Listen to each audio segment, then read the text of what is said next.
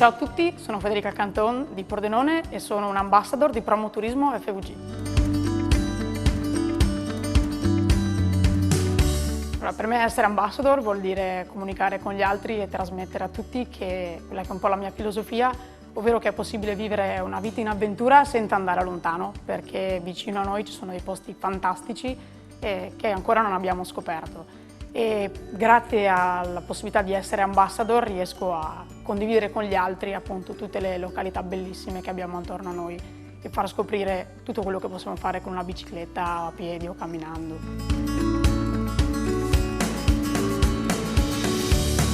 Questo video racconto di un'esperienza di un giro lungo lago, sul lago di Barcis, un bellissimo giro che si può fare in bicicletta, in mountain bike piuttosto che con una bici da strada, una bici da trekking, adatto a tutti, quindi a famiglie e bambini, che ci permette di scoprire tutta la parte del lago di Barcis e della Valcellina attraverso la vecchia strada della Valcellina che ci porta poi a scoprire la Molassa, il ponte tibetano, piuttosto che tanti piccoli angoli nascosti con anche dei canyon o delle piccole chicche di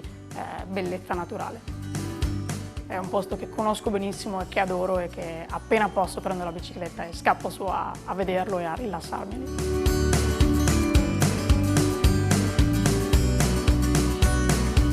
La bellezza di Barcis è proprio questa, che ci sono tante ramificazioni, lo si può vivere in bicicletta, con il giro nel lungo lago di cui parlo nel mio racconto, ma anche a piedi facendo il sentiero degli Alpini che ripercorre tutto il lago, ma anche il sentiero del Dint che ci permette di arrivare ad un punto panoramico dal quale possiamo scoprire e ammirare tutto il lago e la diga del lago dall'alto, fino ad arrivare a una torretta panoramica che ci fa ammirare appunto tutta la Valcellina nella sua immensa bellezza che io adoro veramente.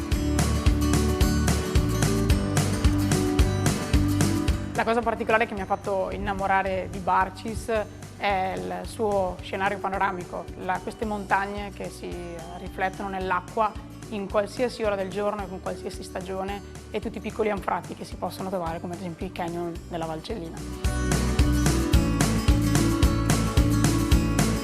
In tutte le stagioni Barcis è bellissimo, in estate, primavera o il primo autunno lo possiamo scoprire in bicicletta, in inverno con le ciaspe, qualche camminata a piedi e regala sempre meglio di sé. E nelle stagioni più fredde lo si può vedere anche ghiacciato, che è una cosa bellissima.